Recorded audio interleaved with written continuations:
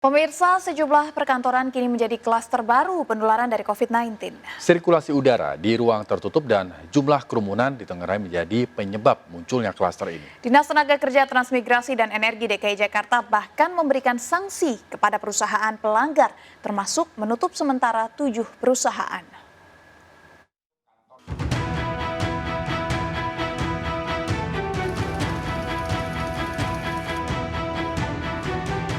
Gedung DPRD DKI Jakarta di Kebon Sirih, Jakarta Pusat disemprot cairan disinfektan Kamis siang. Penyemprotan ini menyusul staf maupun anggota yang terpapar COVID-19. Gedung DPRD DKI pun ditutup hingga 3 Agustus mendatang dan tidak ada aktivitas perkantoran. Perkantoran kini menjadi klaster baru yang membuat kasus terkonfirmasi positif meningkat. Dinas Tenaga Kerja Transmigrasi dan Energi DKI Jakarta telah menindak perusahaan yang melakukan pelanggaran selama masa PSBB transisi.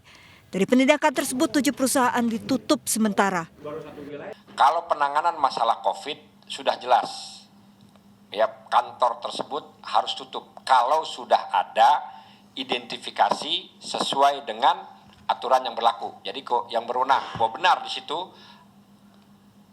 karyawannya ada COVID, tutup, udah nggak bisa lagi. Tutupnya berapa hari? 3 hari. Data dari Komite Satuan Tugas COVID-19, klaster penyumbang kenaikan kasus COVID-19 di Indonesia salah satunya merupakan klaster perkantoran. Selain perkantoran, penyumbang kenaikan kasus diantaranya klaster pasar, pesantren, fasilitas kesehatan, tempat ibadah, mal, seminar, dan lokal transmisi.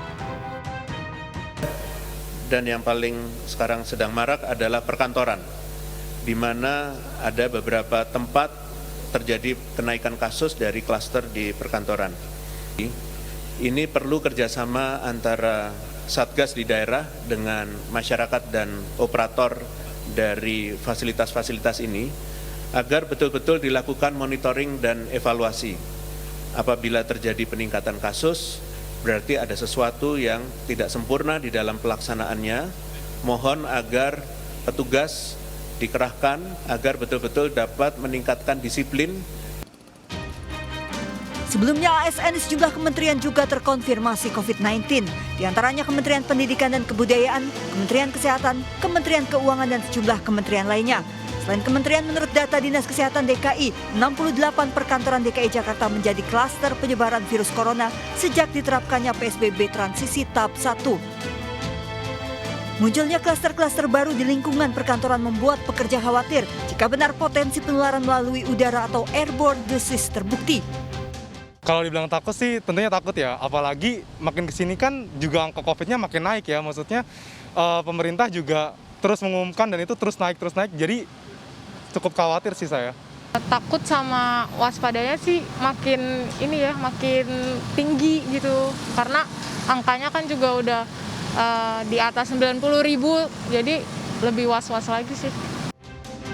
Untuk mencegah meluasnya klaster perkantoran, sejumlah perusahaan pun lebih banyak menerapkan kebijakan bekerja dari rumah, memberikan fasilitas rapid test gratis pada karyawannya, melakukan penyemprotan cairan disinfektan, dan menyiapkan sejumlah fasilitas penunjang protokol kesehatan di perusahaan. Sementara itu, pakar epidemiologi Universitas Indonesia mengingatkan pekerja dan perusahaan agar melakukan sejumlah antisipasi, termasuk pemasangan tabir di meja kerja dan ruang makan karyawan. Batas ruang kerja karyawan kalau tidak ada batasnya dipasang tabir begitu. Jadi kalau bisa di sepanjang orang berdiri, setinggi orang berdiri, di setiap meja karyawan dipasang tabir di sekelilingnya, maka jarak antara orang ke orang menjadi bisa dihindari.